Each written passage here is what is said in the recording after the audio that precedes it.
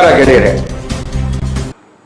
ಇವತ್ತು ನನಗೆ ಅಂದರೆ ಬಹಳ ದಿನಗಳಿಂದ ಕಾಡ್ತಿರೋದು ಒಂದು ಪ್ರಶ್ನೆ. ನಿನ್ನೆ ಅಂದರೆ ಅದು ಆಮೇಲೆ ಮಾತಾಡ್ತೀನಿ. ಈಗ ಏನಂತ ಹೇಳಿದ್ರೆ, ನಿನ್ನೆ ನಮ್ಮದೇನೋ ಒಂದು ವಿಡಿಯೋ ಇದಿತ್ತಲ್ಲ, ಪಪ್ಪಿ ಸಿನಿಮಾದ್ದು ಬರ ಮತ್ತು ಇದ್ರ ಸಂಬಂಧಪಟ್ಟಂಗೆ ಮಾತಾಡಿದಾಗ ಭಾಳಷ್ಟು ಜನ ಸ್ನೇಹಿತರು ಫೋನ್ ಮಾಡಿ ಅಂದರು, ಚೆನ್ನಾಗಿದೆ, ಅದು ಚೆನ್ನಾಗಿ ಮಾತಾಡಿದ್ದೀರಾ, ಕೆಲವು ವಿಷಯಗಳು ನಾವು ಅರ್ಥ ತಿಳ್ಕೊಳ್ಬೇಕು ಅನ್ನೋದ್ರ ಬಗ್ಗೆ ಡಿಸ್ಕಷನ್ ಮಾಡಿದ್ರು, ಮಾತನಾಡಿದರು, ಎಲ್ಲ ಸರಿ ಆಯಿತು. ಕೆಲವು ಟೈಮಲ್ಲಿ ಆ ಥರದ ಪ್ರಶಂಸೆ ಬಂದಾಗ ನಮಗೆ ಖುಷಿನೂ ಆಗುತ್ತೆ. ಸಹಜವಾಗಿ ಒಬ್ಬ ಮನುಷ್ಯನ ಹೊಗಳಿಕೆ ಅನ್ನೋದು ತೆಗಳಿಕೆ ಅನ್ನೋದನ್ನು ಎರಡನ್ನೂ ಸ್ವೀಕರಿಸಬೇಕು ಅಂದ್ಕೊಂಡಿರೋಂಥವ್ರು ನಾನು.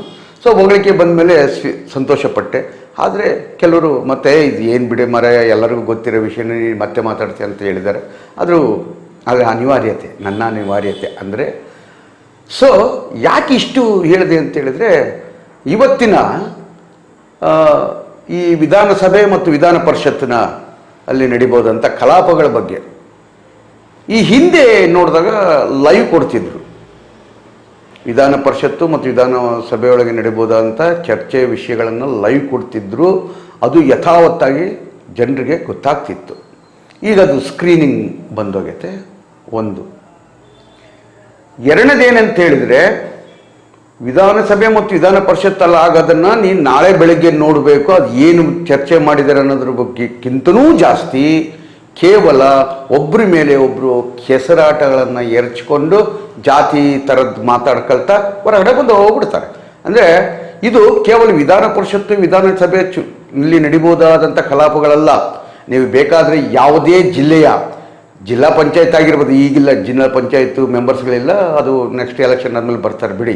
ಅದು ಜಿಲ್ಲಾ ಪಂಚಾಯತ್ ಆಗಿರ್ಬೋದು, ನಗರಸಭೆ ಆಗಿರ್ಬೋದು, ಮುನ್ಸಿಪಾಲ್ಟಿ ಆಗಿರ್ಬೋದು, ಯಾವುದೇ ಚುನಾಯಿತ ಜಾಗದಲ್ಲಿ ನೋಡ್ರಿ, ಒಬ್ಬರು ವಿರೋಧ, ಒಬ್ಬರು ಜಗಳ, ಮಧ್ಯಾಹ್ನ 1:00ವರೆಗೆ ಊಟ, ಅಲ್ಲಿಗೆ ಕ್ಲೋಸ್.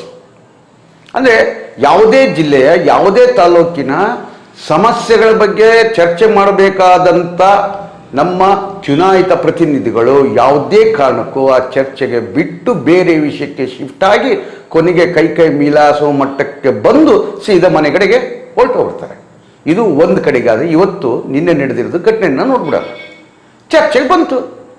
ಸಿದ್ದರಾಮಯ್ಯನವ್ರ ಬಗ್ಗೆ ಅವ್ರೇನೋ ಹೇಳಿದ್ರಂತೆ, ಒಬ್ಬ ಶಾಸಕರು ಹೇಳಿದ್ರಂತೆ, ನೀನು ಬಾ ನೋಡ್ಕೊಳ್ತೀನಿ ಅಂತೇಳಿ. ಮತ್ತೊಬ್ಬರು ಹೇಳ್ತಾರೆ, ನೀವು ಜಾತಿ ರಾಜಕೀಯ ಮಾಡ್ತೀರಂತ ಹೇಳ್ತಾರೆ. ಹಂಗಂತ ಹೇಳಿದ್ರೆ ಸಿದ್ದರಾಮಯ್ಯ ಜಾತಿ ರಾಜಕೀಯ ಮಾಡೋದಾದರೆ ಯಡಿಯೂರಪ್ಪನೂ ಅದೇ ಮಾಡೋದು ರಾಜಕೀಯ.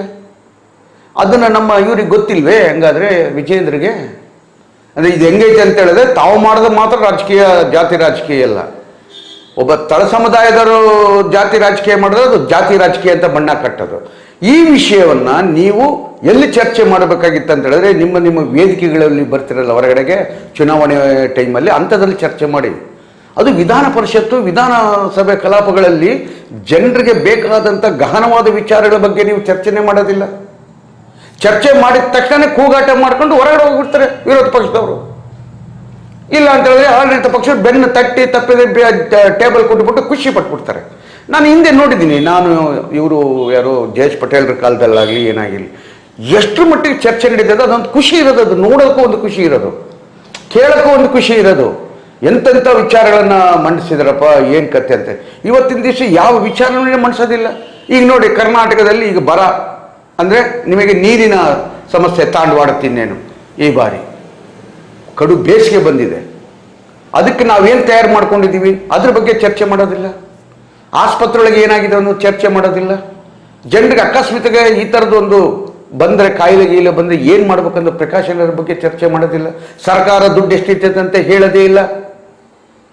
ಗ್ಯಾರಂಟಿ ಕಾರ್ಡ್ಗಳನ್ನು ನಾವು ಕೊಡುತ್ತೇವೆ, ಗ್ಯಾರಂಟಿ ಯಾವುದೇ ಕಾರಣಕ್ಕೂ ನಾವು ನಿಲ್ಲಿಸಲ್ಲ, ಅಭಿವೃದ್ಧಿ ಕೆಲಸನ ನಾವು ಮುಂದುವರಿಸ್ತೀವಿ ಮತ್ತು ಗ್ಯಾರಂಟಿ ಅವೇನು ಯೋಜನೆಗಳಿದಾವಲ್ಲ ನಾವು ಕೊಡ್ತೀವಿ ಅಂತ ನಮ್ಮ ಸಿದ್ದರಾಮಣ್ಣವರು ಹೇಳ್ತಾರೆ. ಹೇಳಿ, ನಾವು ಬೇಡ ಅಂತ ಹೇಳಲ್ಲ. ಆದರೆ ಅದೇ ನೀವು ಬೇರೆಯವ್ರನ್ನ ಕೇಳಿ, ಯಾವುದೇ ಒಬ್ಬ ಅಧಿಕಾರಿಗಳನ್ನ ಕೇಳಿ, ಎಲ್ಲಿದೆ ಸರ್, ದುಡ್ಡೇ ಇಲ್ಲ ಸರ್, ಸರ್ಕಾರದಲ್ಲಿ ಎಲ್ಲ ಇದು ಮಾಡಿಬಿಡುತ್ತೆ ಸರ್, ಯಾವ ಕಾರ್ಯಕ್ರಮ ನಡೆದಿಲ್ಲ ನೋಡಿ ಸರ್ ಅಂತ ಅವ್ರು ಹೇಳ್ತಾರೆ. ಹಂಗಾದ್ರೆ ಅವ್ರ ಮಾತು ನಂಬಬೇಕೇ ಅಥವಾ ಚುನಾಯಿತ ಪ್ರತಿನಿಧಿಗಳು, ಮುಖ್ಯಮಂತ್ರಿಗಳು ಇವ್ರು ಹೇಳೋ ಮಾತನ್ನು ಜನ ನಂಬಬೇಕೇ? ಇದು ಭಾಳ ಪ್ರಶ್ನೆ. ಅದು ಇರಲಿ ಪಕ್ಕಕ್ಕೆ. ಈಗ ಇದ್ದಕ್ಕಿದ್ದಂಗೆ ನಮ್ಮ ಅದೇ ಕಾಂಗ್ರೆಸ್ ಪಕ್ಷದವರಲ್ಲಿ ಒಂದು ದೊಡ್ಡ ಚರ್ಚೆ, ಯಾರು ಮುಖ್ಯಮಂತ್ರಿ ಆಗಬೇಕು ಅಂತ. ಆಗಲೇ ಮುಖ್ಯಮಂತ್ರಿಯ ಸೀಟ್ ಖಾಲಿ ಐತೆ ಅನ್ನೋಷ್ಟ್ರ ಮಟ್ಟಿಗೆ ಮಾತಾಡ್ತಾ ಇದ್ದಾರೆ ಆಗಲೇ. ಅಂದರೆ ಇವರು ಹೆಂಗಿದ್ದಾರೆ ಅಂತ ಹೇಳಿದ್ರೆ, ಒಂದು ಕಡೆಗೆ ಡಿ ಕೆ ಶಿ ಬಳಗದವರು ಅವರು ನಮ್ಮ ಡಿ ಕೆ ಶಿ ಅವರು ಮುಖ್ಯಮಂತ್ರಿ ಆಗ್ತಾರೆ ಅಂತಾರೆ, ಮತ್ತೊಂದು ಕಡೆಗೆ ಜಾರಕಿಹೊಳಿ ಬ್ಯಾಚಿನವರು ಅವರು ನಮ್ಮ ಮುಖ್ಯಮಂತ್ರಿ ಅವ್ರು ಆಗ್ತಾರೆ ಅಂತ ಹೇಳ್ತಾರೆ. ಅದಕ್ಕೆ ಫ್ಲಕ್ಸ್ ಹಿಡಿತಾರೆ.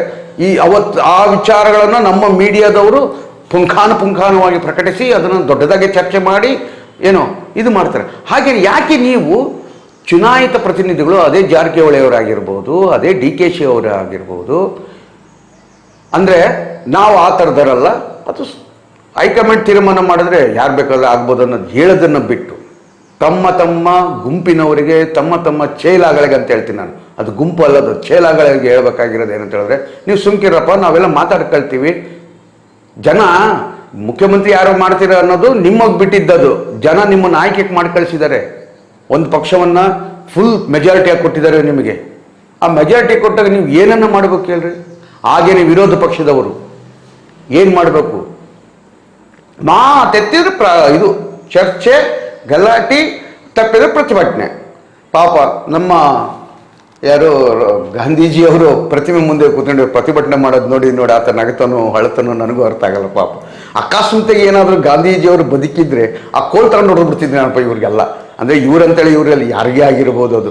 ಆದರೆ ನಮ್ಮ ಸಮಾಜದಲ್ಲಿ ಯಾವ ರೀತಿ ಇರಬೇಕು, ಎಂಥರನ್ನ ಆಯ್ಕೆ ಮಾಡಬೇಕು ಅನ್ನೋದು ಬಹುಶಃ ನಮ್ಮದೇ ತಪ್ಪಂತ ಕಾಣುತ್ತೆ. ಅದು ಏನು ಮಾಡೋಕ್ಕಾಗೋದಿಲ್ಲ. ಸೊ ಗೆಳೆಯರೇ, ಇನ್ನು ಮುಂದೆ ಆಗಲಿ ನಾವು ಒಕ್ಕೂಲಿನಿಂದ ಯಾವುದೇ ಚುನಾಯಿತ ಪ್ರತಿನಿಧಿಯನ್ನು ಊರಿಗೆ ಬಂದರೆ ಕೇಳಬೇಕು. ನೀವು ಫಸ್ಟ್ ಏನು ಮಾತಾಡಿದೆಯಪ್ಪ ನೀವು ವಿಧಾನಸಭೆಯಲ್ಲಿ ಕಡ್ದು ಕಟ್ಟಾಗಿ ಬಂದಿದೆಯಾ ಅಂತ, ಅಲ್ಲಿ ಕಲಾಪಗಳಲ್ಲಿ ಏನು ಪ್ರಶ್ನೆ ಮಾಡಿದೆ, ನಮ್ಮೂರಿನ ವಿಷಯವನ್ನು ಏನು ಚರ್ಚೆ ಮಾಡಿದೆ ಅಂತ ಕೇಳಬೇಕು. ಅದನ್ನು ಏನೂ ಇಲ್ಲ, ನಾವು ಕೇಳೋದಿಲ್ಲ, ಆತನು ಹೇಳೋದಿಲ್ಲ, ಬಿಡಿ. ಪಾಪ ಬಹುತೇಕ ಶಾಸಕರುಗಳು ಕಲಾಪದಲ್ಲಿ ಭಾಗವಹಿಸೋದೇ ಇಲ್ಲ. ಆ ಬೆಂಗಳೂರಿಗೆ ಹೋಗ್ಬಿಟ್ಟು ತಮ್ಮದೇನೇ ಕೆಲಸ ಮಾಡ್ಕೊಂಡಿರ್ತಾರೆ. ಅಲ್ಲಿ ಭಾಗವಹಿಸಬೇಕು. ಏನು ನಡೀತೈತೆ ಅನ್ನೋ ಚರ್ಚೆಗಳನ್ನು ಭಾಗವಹಿಸದಲ್ಲಿ ಇದ್ದರೆ ಇನ್ನೇನು ಅರ್ಥ ಆಗುತ್ತೆ? ಅದೇ ಈ ನಮ್ಮ ಚಳಿಗಾಲದ ಅಧಿವೇಶನ ನಡೀತಲ್ಲ, ಒಂದು ಸತಿ ಸೋಮವಾರ ಝೊಯ್ ಅಂತ ಪಿಕ್ನಿಕ್ ಹೋಗ್ಬಿಡೋದು, ಶುಕ್ರವಾರ ಮುಗಿತಿದ್ದಂಗೆ ನಾನು ಹಂಗೆ ಗೋವಾ ಪಾವಕ್ಕೆ ಹೋಗ್ಬಿಟ್ಟು ಟ್ರಿಪ್ ಮಾಡ್ಕೊಂಡು ಬಂದ್ಬಿಡೋದು ಮತ್ತೆ. ಅಂದರೆ ದಯವಿಟ್ಟು ನಮ್ಮ ಚುನಾಯಿತ ಪ್ರತಿನಿಧಿಗಳಲ್ಲಿ ನನ್ನದೊಂದು ಮನವಿ ಏನಂತ ಹೇಳಿದ್ರೆ, ಯಾವುದೇ ಕಾರಣಕ್ಕೂ ನೀವು ಜನಪರವಾಗಿ ಕೆಲಸ ಮಾಡಿ, ಇಲ್ಲ ಅಂದರೆ ಜನನೇ ನಿಮಗೆ ಬುದ್ಧಿ ಕಲಿಸ್ತಾರೆ ಅಂತ ಹೇಳ್ತಾ ಈ ವಿಚಾರವನ್ನು ಇಲ್ಲಿ ಮುಗಿಸ್ತಾ ಇದ್ದೀನಿ. ನಮಸ್ಕಾರ. ಶರಣು ಶರಣ.